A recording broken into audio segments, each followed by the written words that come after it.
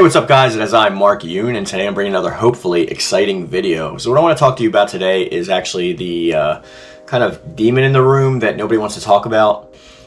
And that is why we haven't seen a Soulcalibur 7 trailer yet. So, as a lot of you guys know, or should be aware of at this point, like, the Project Soul is definitely like in the works of doing Soulcalibur 7 right now. There's a lot of reasons why that is. I'm not going to go into that here. You can watch plenty of my other videos that talk about the different evidences of why it's definitely still coming. So I'm not even going to acknowledge comments like that in the comment section, but until you watch those videos. But what I want to talk about today is like why we haven't seen a trailer or a teaser yet. And this is just going on definitely from the past, and it's pretty evident why. But let's talk about it a little bit. So, when Soulcalibur 6 was first announced, there was like one trailer that came out, and then it came out literally like, I think like 9 months after the trailer. So it's pretty close to when it was actually like revealed or teased. And this is pretty regular for Project Soul. Like, they don't like put too much time into their marketing, which might be a reason why their sales aren't as good as they should be also. But if anybody like knows about anything that has to do with production, especially stuff in like Hollywood or whatnot, like marketing makes up almost 2 times the initial like budget for development. So if you make a movie for like $70 million, usually the marketing for that is also like 70 million or close to it. So marketing makes up like a really huge chunk of like why something is seen or unseen. And marketing can also make or break like a title or a video or a movie's future or history. Like, unless you have like a viral moment or something like that, like it's usually marketing that drives the desire to see or to get the stuff, right?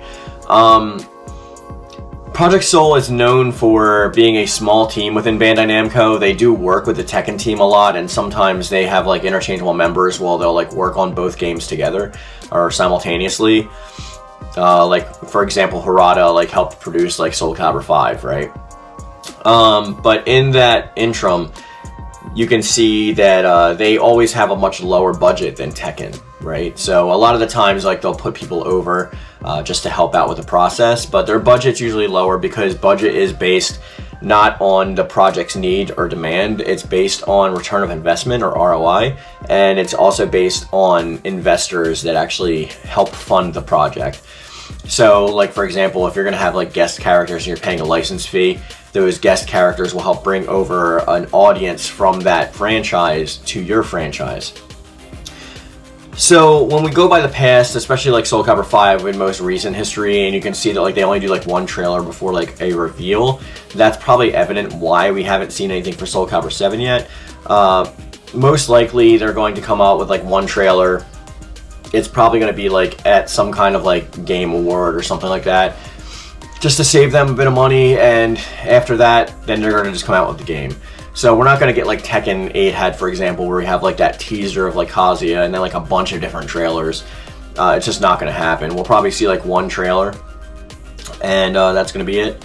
And we've seen that from the past. So in Soulcalibur 6, even for itself, like, we know that like when different characters would come out in the season passes, they would actually like have trailers for those characters before they came out. Like, similarly with like Hwang Sung-young, especially, like I did a reaction video to, and others. Those are within the budget constraints of the actual DLC budget, which, so like if they have money left over, they're gonna like use that for marketing, obviously. And the marketing is the main reason why we haven't seen anything for Soulcalibur 7 yet. So when people are saying in the comments, and it's totally justified, if you guys are like, oh, I don't believe any of this until I actually see like a trailer or a teaser or something like that, I'm with you. Like, just the stuff that I'm going by is basically speculation. I have some like resources too that like I'm not allowed to mention, but I mean, like,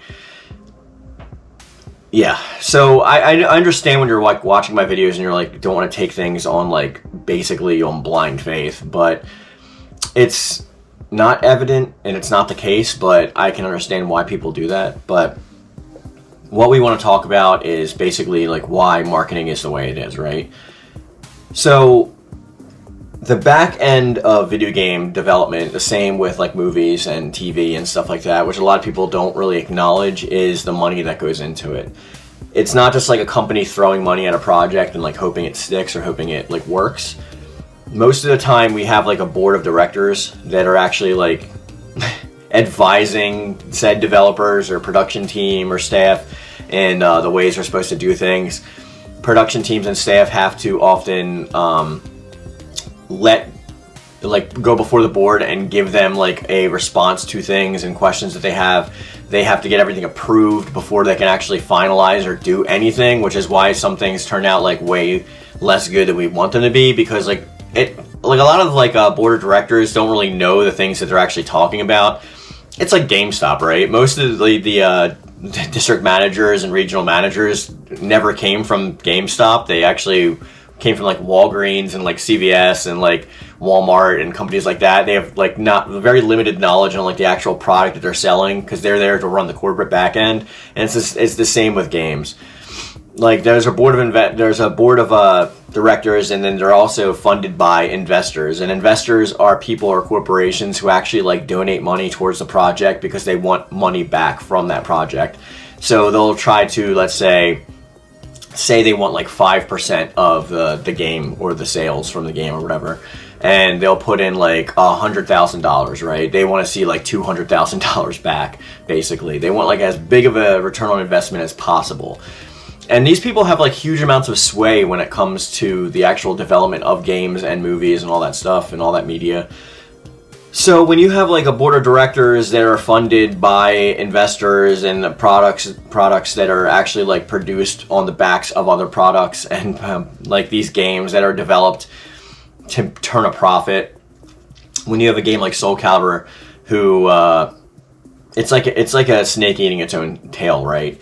When you have like a game like Soulcalibur that literally like only sells like 2 to 3 million copies, and you have investors that are looking at that and probably investing in Tekken also, but every iteration of Tekken is selling like gangbusters compared to Soulcalibur. They're obviously going to put way more money into like something like Tekken than they would something like Soulcalibur, just because they see it as a cash cow, as money, as bank.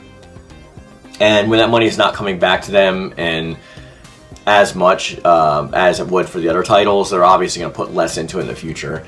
And like I said, marketing is like a huge part of like game success. So like if they're not showing the marketing, if they're not showing a bunch of trailers, if they're not showing a bunch of gameplay, if they're not like putting it out there for the world to see, then that's why we don't get a lot of news. And then in turn, that's why a lot of people also don't buy it, because it's like from word of mouth.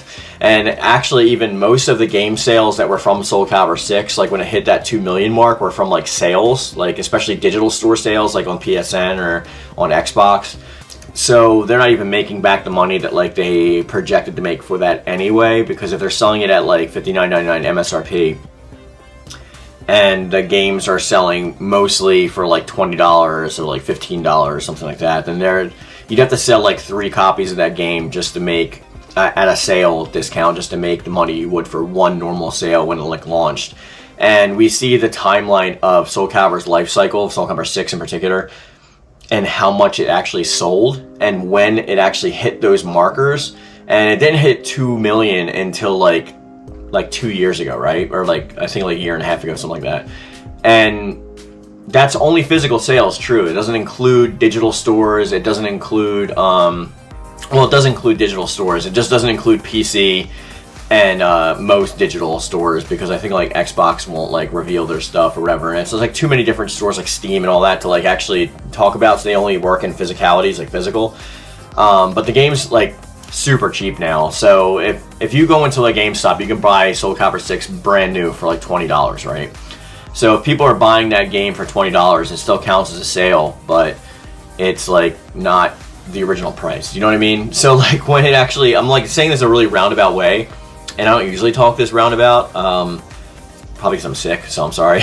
But this is why we haven't seen a trailer, pretty much. And like we are going to get a trailer. It's going to happen. Like I'm projecting it's definitely going to happen this year.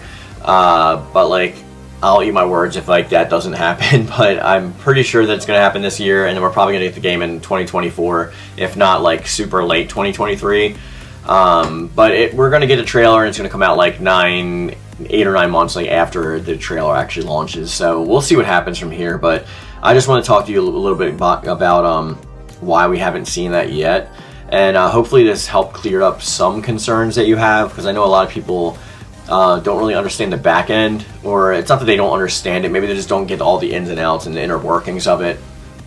But a lot of the money goes to different stuff. Like Project Soul is not going to get like anywhere near that much money for it. They get paid their like hourly wage to develop the game, and then like the license holders and like Bandai Namco, the publisher, and the investors, and then like all the corporate heads behind that, like they're the ones that like get the vast majority of that money. So they're the ones that are putting most of the money into the game, unless you have like a Soulcalibur 3 situation where Sony's entirely funding the game, or a Soulcalibur 4 situation where LucasArts is pretty much funding the game. There's like not very many instances within Soulcalibur specifically where you see a normal sales rep for that. Even Soulcalibur 2, which like we consider like probably the highest selling Soulcalibur game, right? Soulcalibur 2 was the highest selling besides Soulcalibur 4, but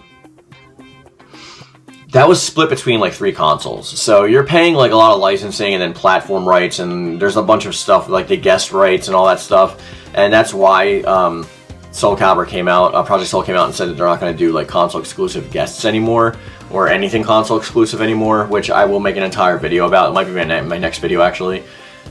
So I don't know, I just wanted to talk to you guys about this a little bit, and like I want you to correspond with me in the comment section down below or on my Discord, and let me know what you think, and tell me what you don't understand about the back end, or give me some questions that you understand, and I will let you know, because I do have friends that are developers, game developers, and any and all thoughts are always welcome in the comment section down below, guys. And with that being said, we're going to bring this video to a close, and as I always say, I love it, thank you, and thank you.